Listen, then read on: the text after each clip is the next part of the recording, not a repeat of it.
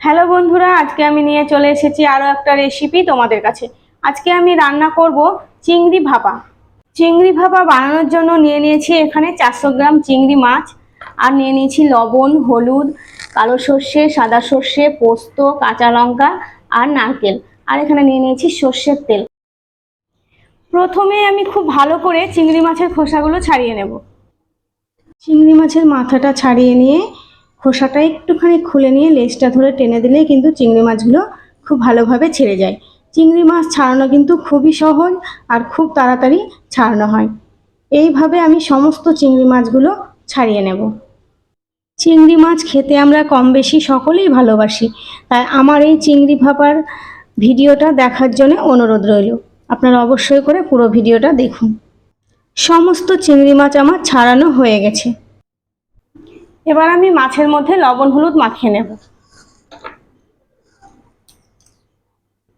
দিয়ে দেবো 1 চা চামচ লবণ, আর দিয়ে দেবো 1 চা চামচ হলুদ। খুব ভালো করে এবার এটা আমি মাখিয়ে নেব।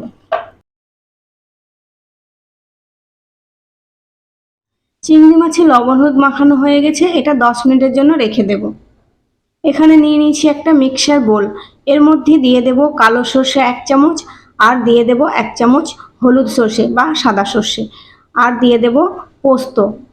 এটা আমি জল ছাড়াই একবার ব্লেন্ড করে নেব শুকনো অবস্থায়, তাহলে খুব ভালো মতো এটা গুঁড়ো হয়। তোমরা দেখতেই পাচ্ছ এটা খুব সুন্দর একদম গুঁড়ো হয়ে গেছে। এইভাবে শুকনো অবস্থায় একবার করে ঘুরিয়ে নিলে খুব ভালো কিন্তু গুঁড়ো হয়। এবার আমি এর মধ্যে দিয়ে দেব কাঁচা লঙ্কা আর নারকেল।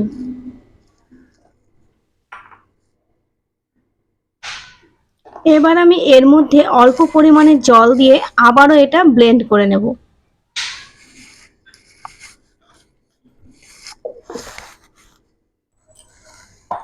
মশলাটা আমার ব্লেন্ড করা হয়ে গেছে, খুব সুন্দর গুঁড়ো হয়ে গেছে।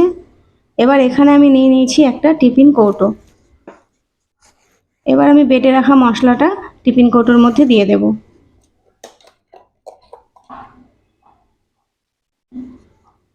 মিক্সির বাটিটা ধুয়ে অল্প পরিমাণে জল আমি এর মধ্যে দিয়ে দেব, আর দিয়ে দেব 1 চা চামচ লবণ আর 1 চা চামচ হলুদ। লবণ হলুদটা কিন্তু দেখে দিতে হবে, কারণ আগেই আমি চিংড়ি মাছে লবণ হলুদ মাখিয়ে রেখেছি। লবণ হলুদ দেওয়ার পর এটা আমি খুব ভালো করে মিশিয়ে নেব। ভালো মতো মেশানো হয়ে গেছে। এবার আমি এর মধ্যে দিয়ে দেব লবণ হলুদ মাখিয়ে রাখা চিংড়ি মাছগুলো।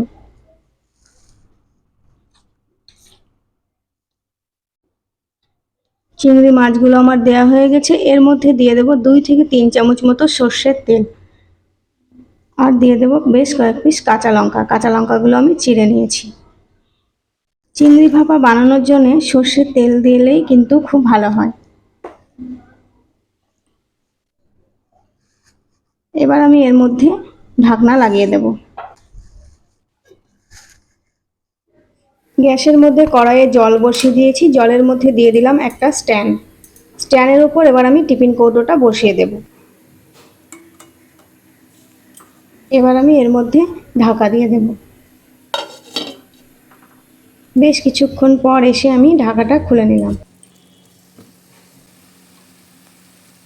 এবার আমি গ্যাসটা বন্ধ করে কিছুক্ষণের জন্য রেখে দেব ঠান্ডা হওয়ার জন্য। এটা ঠান্ডা হয়ে গেছে। এবার আমি টিফিন কৌটোটা খুলব। দেখতে খুব সুন্দর লাগছে, আর ঢাকনা খোলার সঙ্গে সঙ্গে মিষ্টি একটা গন্ধও বেরিয়েছে।